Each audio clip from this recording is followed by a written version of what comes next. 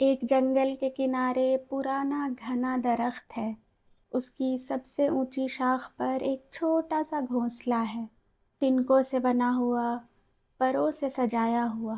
اس گھونسلے میں 4 چھوٹے چھوٹے چوزے ہیں جو ابھی ابھی انڈوں سے نکلے ہیں۔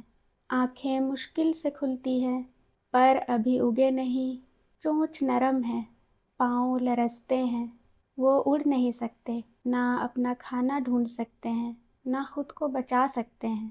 ایک دن آسمان میں گہرے بادل چھا گئے، بارش شروع ہوئی، پہلے آہستہ آہستہ، پھر تیز، پھر بہت تیز۔ پانی کی بوندیں درخت کے پتوں پر گرنے لگی، شاخیں ہلنے لگی۔ چوزوں کے پر نہیں تھے، اگر ان پر بارش کی بوندیں سیدھی گر جاتی تو وہ بیمار ہو جاتے، ان کی جان کو خطرہ ہو سکتا ہے۔ لیکن ان کی ماں نے محسوس کر لیا تھا کہ بارش ہونے والی ہے۔ اس نے آسمان کا رنگ بدلتا دیکھ لیا تھا۔ بارش سے پہلے ہی اس نے اپنے پر پھیلا لیے اور چوزوں تک ایک بوند بھی نہیں پہنچنے دیا۔ اگلے دن آسمان صاف تھا، دھوپ تھی، چوزے تھوڑے بڑے ہوئے، ان کی آنکھیں اب پوری کھلتی تھیں، گھونسلے میں ادھر ادھر حرکت کر رہے تھے۔ لیکن دور آسمان میں ایک بڑا شکاری پرندہ اڑ رہا تھا۔ اس کی نظر اس گھونسلے پر تھی۔ وہ آہستہ آہستہ نیچے آنے لگا، لیکن ماں کی آنکھیں اور کان ہر طرف تھے۔ اس نے باز کو دیکھا اور ایک لمحے میں اپنے گھونسلے پر آ گئی، اپنے پروں سے چوزوں کو ڈھک دیا اور چونچ اوپر کی طرف کر لی، پوری طاقت سے تیار۔ باز واپس مڑ گیا۔ اب رات کا وقت ہوا، خاموش جنگل، گہرا اندھیرا۔ درخت کے تنے پر آہستہ آہستہ اوپر چڑھ رہا تھا ایک سانپ۔ چوزے بے خبر سو رہے تھے۔ سانپ قریب آ رہا تھا، گھونسلے کی طرف بڑھ رہا تھا۔ ماں نے حرکت محسوس کی، اس کی آنکھیں کھلی تھیں۔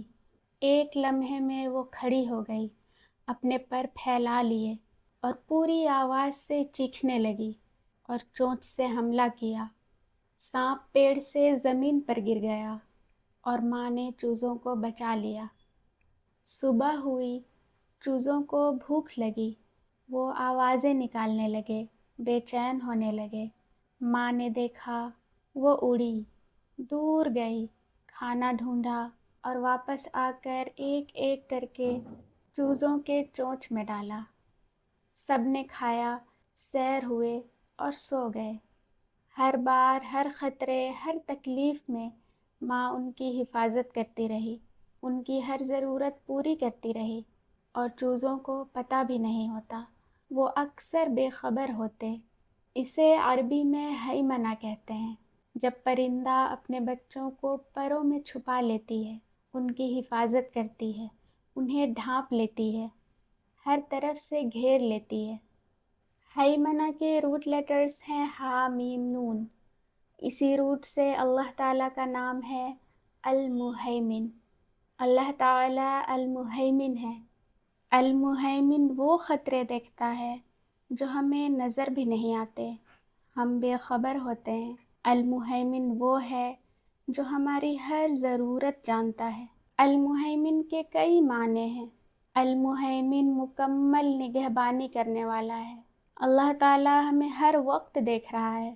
ہم جو کہتے ہیں، جو کرتے ہیں، جو دل میں سوچتے ہیں، وہ سب کچھ دیکھنے والا ہے۔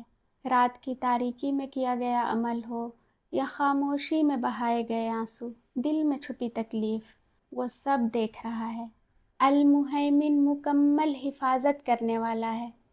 آج ہم سانس لے رہے ہیں، چل پھر رہے ہیں، لیکن کیا ہم جانتے ہیں کہ آج صبح جب ہم گھر سے نکلے تو کتنے حادثے ہمارے قریب سے گزر گئے، کتنی بیماریاں آنے والی تھیں جو روک دی گئی، کتنے لوگ ہمارے خلاف کچھ کرنے والے تھے اور ناکام ہو گئے۔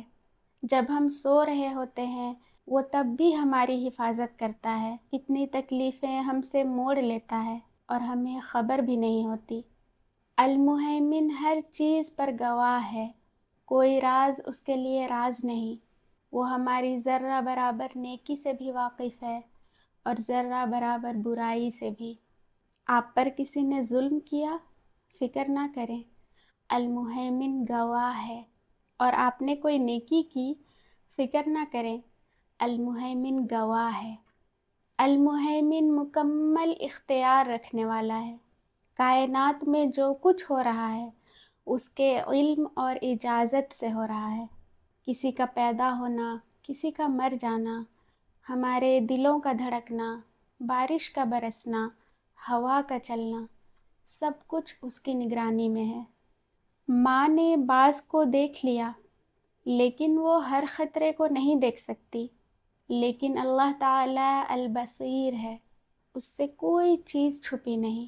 ماں کی طاقت محدود ہے، وہ کسی سے ہار بھی سکتی ہے، وہ بے بس بھی ہو سکتی ہے، لیکن اللہ تعالیٰ القادر ہے، ہر ایک چیز پر مکمل قادر۔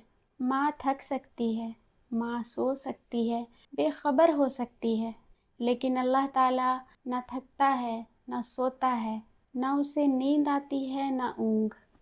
ماں صرف اپنی آنکھوں سے دیکھ کر اندازہ لگا سکتی ہے کہ کیا ہونے والا ہے، کیا ہو سکتا ہے، لیکن اللہ تعالیٰ العلیم ہے، وہ پاسٹ، پریزنٹ، فیوچر، ظاہر، باطن سب جاننے والا ہے۔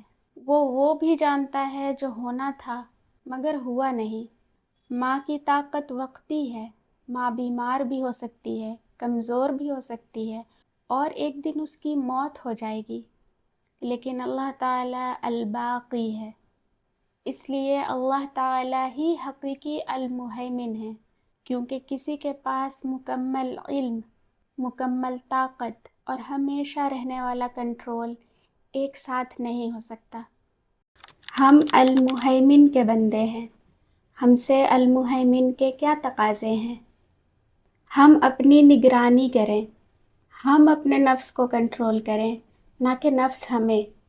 غصہ، حسد، تکبر، نفرت جیسے نیگیٹو ایموشنز کو کنٹرول کریں اور وہ صفات پیدا کریں جو اللہ تعالیٰ کو پسند ہیں۔ ہم اپنے الفاظ، اپنے ایکشنز اور اپنے انٹینشنز کی نگرانی کریں۔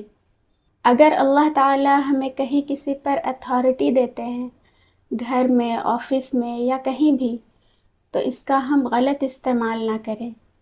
فار ایگزامپل، اولاد پر ماں باپ کو اتھارٹی حاصل ہے، بیوی پر شوہر کو، تو ہم انہیں اللہ تعالیٰ کی امانت کی طرح ٹریٹ کریں، پاور کا مس یوز نہ کریں، انصاف کریں، ظلم نہ کریں، کیونکہ المہیمن سب کا نگران ہے اور ہم سب کی جواب دہی ہوگی۔